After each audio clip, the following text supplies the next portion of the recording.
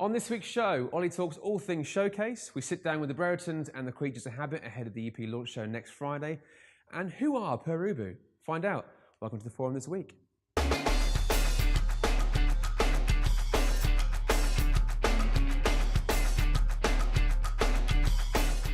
Hi, welcome to the forum this week. I'm Ollie and I'm here to talk to you about Showcase. We've got a great lineup, starting with Martin Sterling from the Floodgates. We had them on the show a couple of weeks ago. Really great live band, can't wait to see them again. Next on the bill is Kid Apache.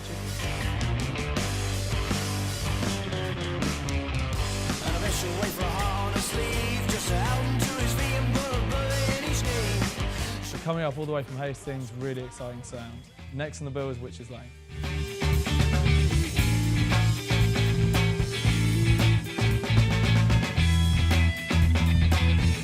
They've been here a few times, can't wait to see them back. Next on the lineup, Follow. The only line I could find in this town at this time of night. They've just released that single this week, can't wait to see them, their first headline show, so make sure you get down to Showcase.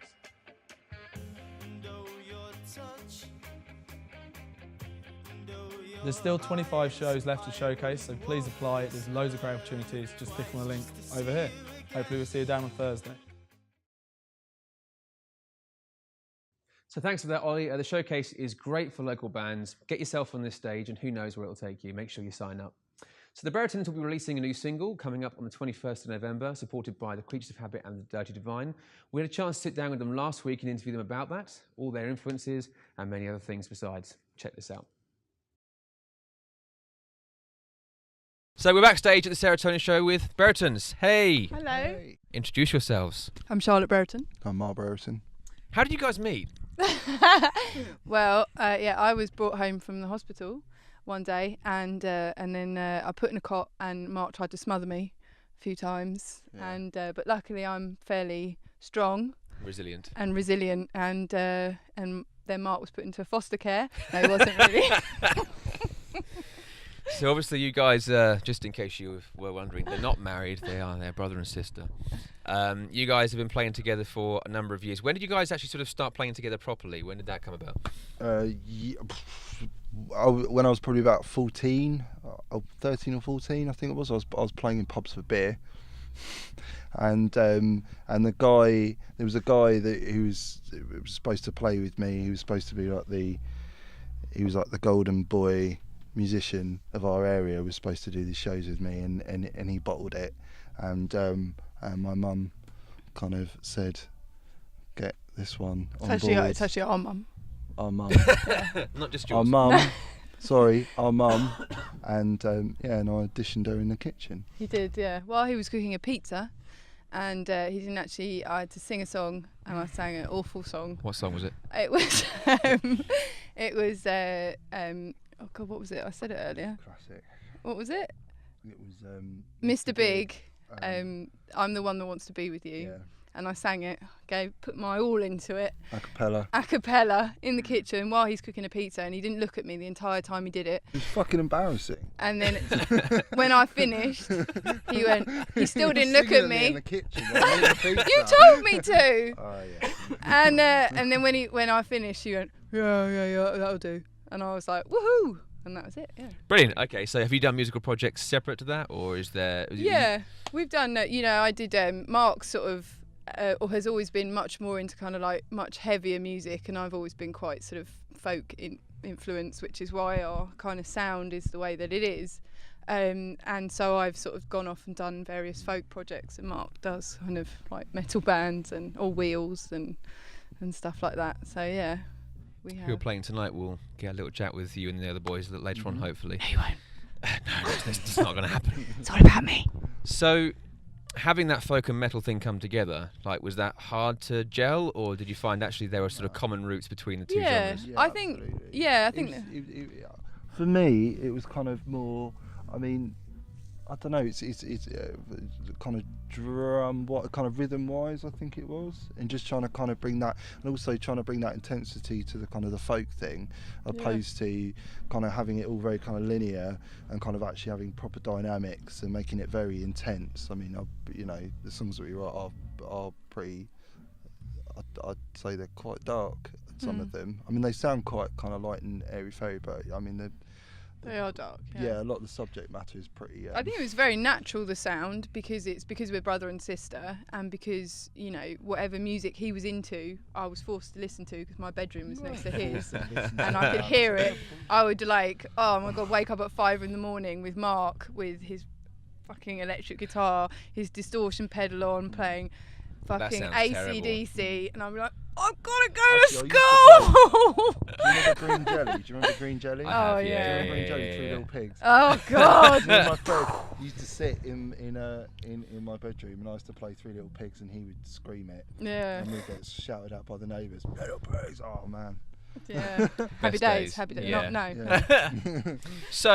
Yeah. So but do you have? So you said you have the kinship between you because obviously your siblings.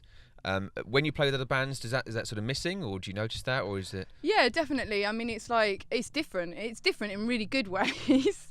As it's kind of like, it's as a musician, you don't always just want to be playing one kind of thing with one person. It's really amazing to play with different people and do different things. But I personally feel that it's never as good because we just have a way of writing and a way of playing and especially a way of singing together, especially with harmonies and things like that. If you're siblings, they just, they gel, and our voices, it's hard to tell the difference sometimes, who's singing what, and that's really special, I think.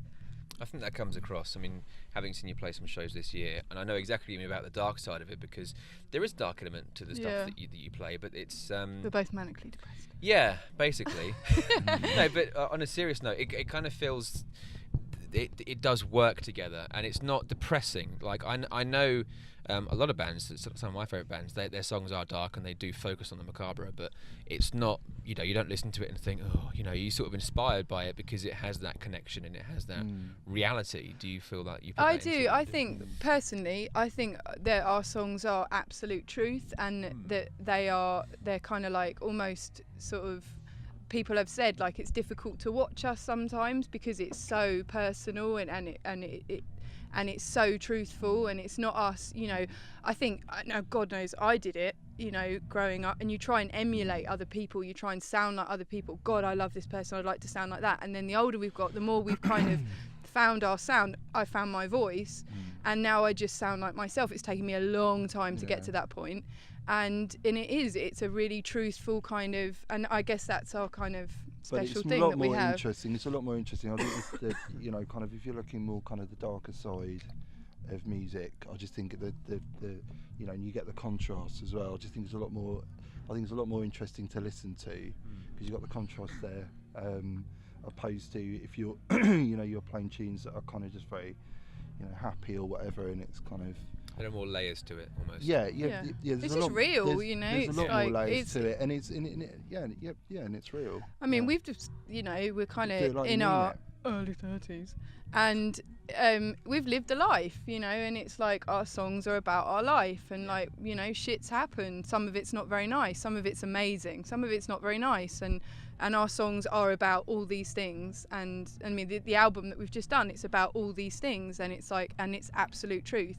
And and that's why I've recorded things in the past, and I wouldn't play them to people because I don't feel that they are kind of not something that I could be proud of. But this record that we've sort of pretty much finished is something that I would play to anybody because I'm 100% proud of it. I think it's a really excellent representation of us as people and us as musicians.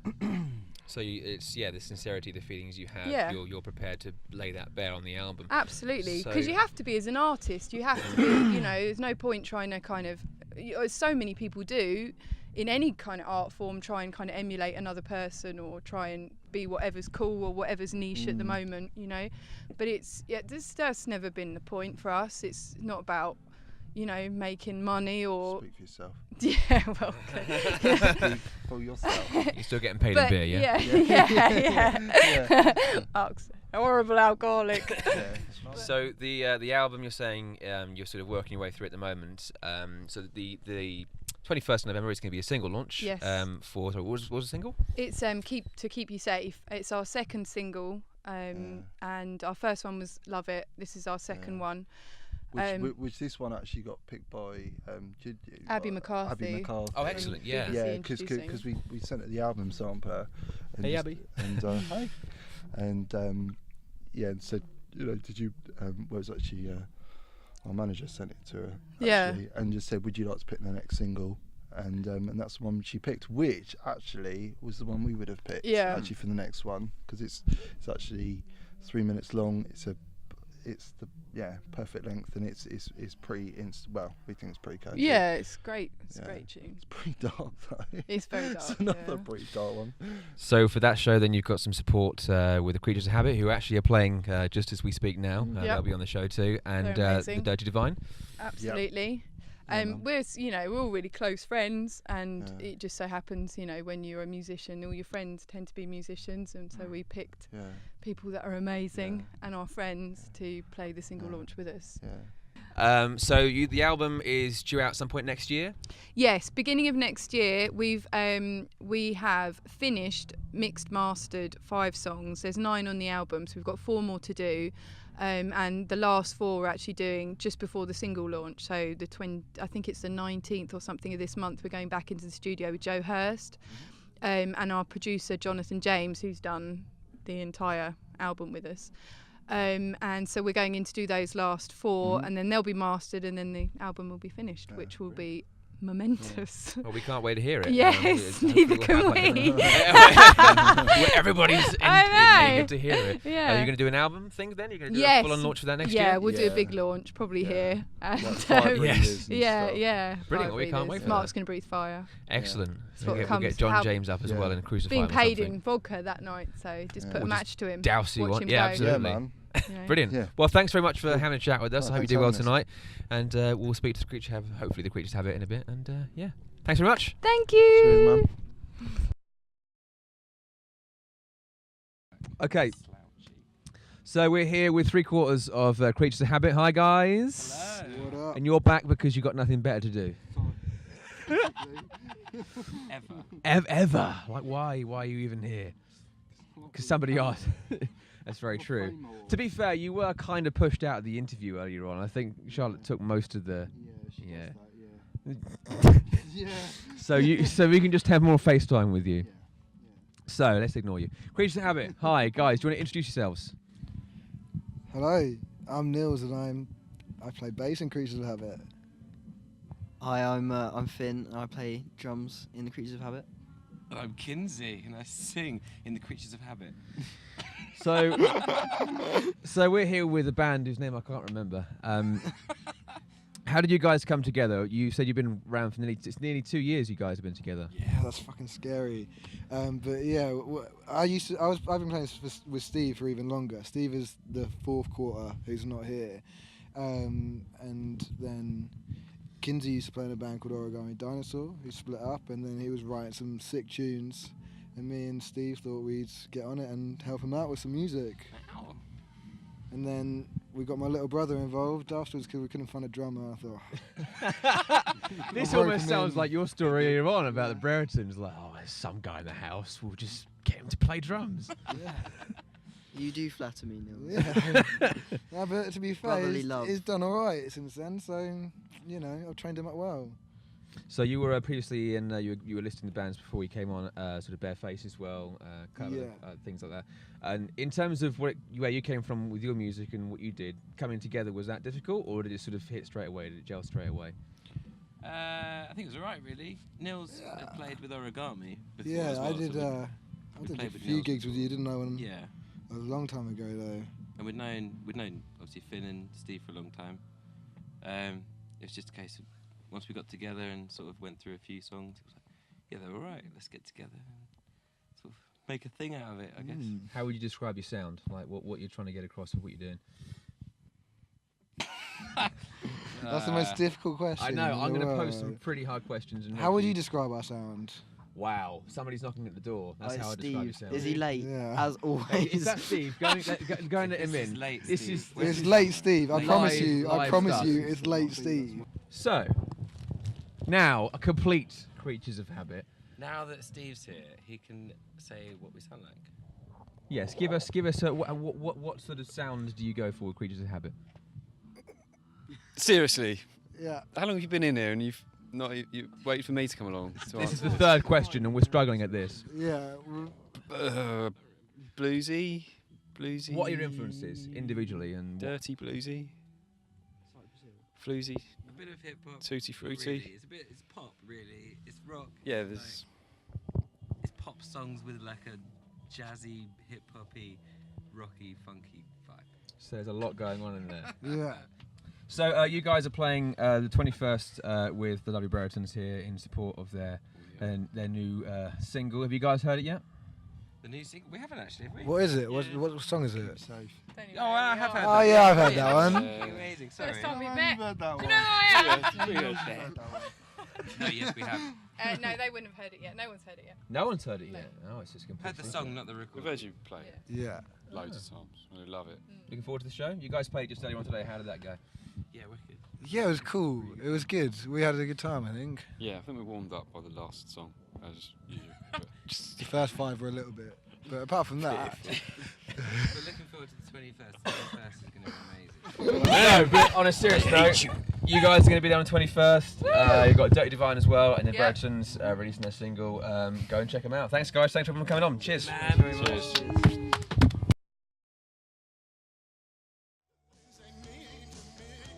Pere Ubu formed in Cleveland, Ohio in 1975, and their enigmatic frontman David Thomas is the only surviving member of their nearly 40-year history. Combining a wicked sense of rock, punk, indie, and a whole lot more with experimental artistic stage presence, the band have managed to evade being pigeonholed by any genre definition, but that hasn't prevented them from gathering a worldwide appreciation. In live performance, David Thomas cannot stand still and allow all enveloping music to pass him by, as he interprets the lyrics and the mood of each song with every inch of his being. Although the original lineup has long since departed, the soul and meaning of the project has not been lost, and finally they bring their unique soundscapes and ideas to Tunbridge Wells. No more fitting a support for Pere Ubu are JoeyFat, local legends who will feel at home sharing the stage with David and his troupe. If you take a chance on one gig this year, this should be it. Come and see them for real and get your tickets today. So, just to recap this week's listings, we have the showcase on Thursday with Follow, Witches Lane, Martin Stenning and the Kiki Pichi. On Thursday, we have Pere Ubu in town with JoeyFat for the Carnival of Souls tour. Make sure you check that one out. And on Saturday, the Dread Zone show has completely sold out, so unfortunately, you're not going to be able to get into that unless you bought a ticket ahead of time, in which case, good for you.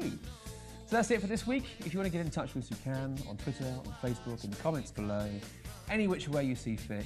The nights are drawn in now, so maybe don't send those pigeons out, you know, they might get lost.